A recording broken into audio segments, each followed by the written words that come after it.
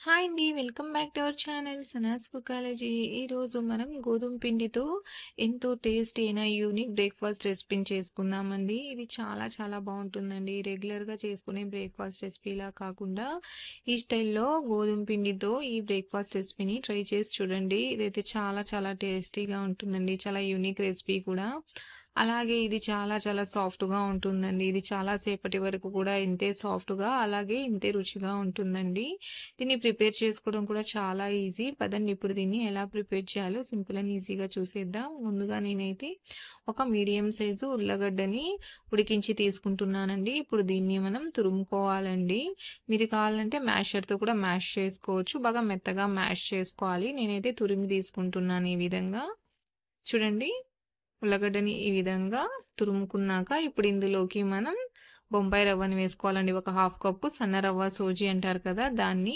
ఇప్పుడు ఇందులోకి ఒక 2 టేబుల్ స్పూన్లు సన్నగా తరిగిన ఉల్లిపాయ ముక్కల్ని, ఒక 3 టేబుల్ స్పూన్లు తురుముకున్న క్యారెట్ని వేసుకోవాలి. అలాగే ఒక 2 టేబుల్ స్పూన్లు సన్నగా తరిగిన క్యాప్సికమ్ ముక్కల్ని, సన్నగా తరిగిన ఒక 2 పచ్చిమిర్చిని వేసుకోవాలి. ఇప్పుడు ఇందులోకి ఒక కప్పు నీళ్ళని పోసుకోవాలి. నీళ్ళని పోసుకున్నాక ఈ విధంగా ఒకసారి బాగా మిక్స్ చేసుకోవాలండి.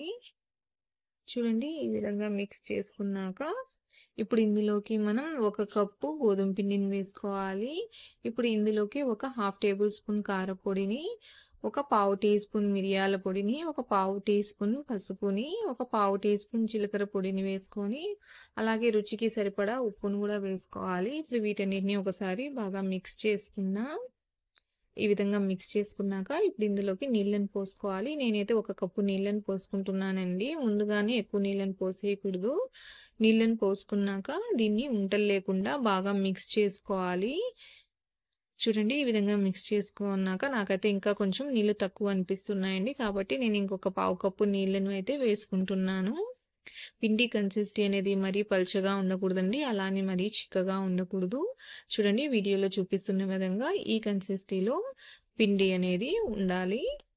చూడండి ఈ విధంగా కలుపుకున్నాక ఇప్పుడు ఇందులోకి సన్నగా తరిగిన ఒక 3 టేబుల్ స్పూన్ల కొత్తిమీర తరుగుని, అలాగే పావు టీ స్పూన్ బేకింగ్ సోడా అండి, అదే వంట సోడాని వేసుకోవాలి. ఇప్పుడు 2 టేబుల్ స్పూన్ల నీళ్ళని వేసుకోవాలండి. నీళ్ళని వేయడం వల్ల మన సోడా అనేది చక్కగా పిండిలో కలుస్తుంది.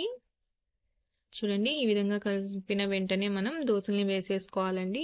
దోసలు వేసుకునే ముందు కప్పులోకి ఒక అరకప్పు ఉల్లిపాయల్ని తీసుకోవాలి. అలాగే ఇందులోకి 2 టేబుల్ స్పూన్ల క్యాప్సికమ్ తరుగుని, అలాగే 2 టేబుల్ స్పూన్ల కొత్తిమీర తరుగుని, ఒక పావు టీ స్పూన్ కారపొడిని, ఒక పావు టీ స్పూన్ ఉప్పుని వేసుకోవాలి.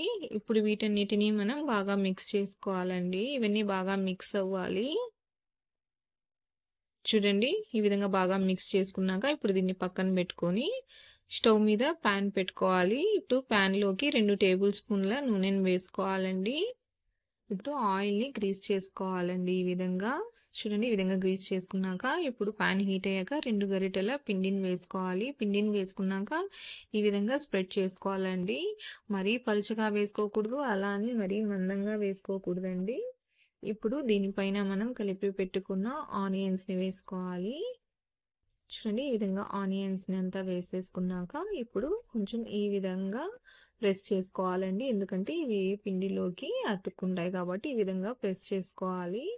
ఇప్పుడు పైనుంచి చిల్లీ ఫ్లేక్స్ని కూడా వేసుకోవాలి. మీ దగ్గర ఉంటే వేసుకోవచ్చు, లేదంటే స్కిప్ చేసుకోవచ్చు అండి, ఆప్షనల్ అండి. ఈ విధంగా చిల్లీ ఫ్లేక్స్ని కూడా వేసేసుకున్నాక మూత పెట్టేసి మీడియం ఫ్లేమ్లో ఒక 3 నుంచి 4 నిమిషాల పాటు కాల్చుకోవాలి. 4 నిమిషాల తర్వాత చూడండి ఇది ఒక సైడ్ నుంచి చక్కగా కాలిందండి. ఇప్పుడు దీన్ని ఇంకొక వైపుకి తిప్పుకోవాలి.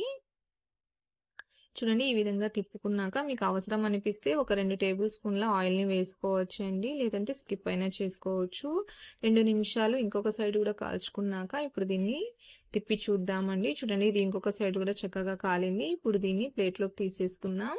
ఇదే ప్రాసెస్లో మనం అన్నిటినీ ప్రిపేర్ చేసుకోవాలండి. చూడండి ఈ విధంగా స్ప్రెడ్ చేసుకున్నాక ఆనియన్స్ని వేసుకోవాలి.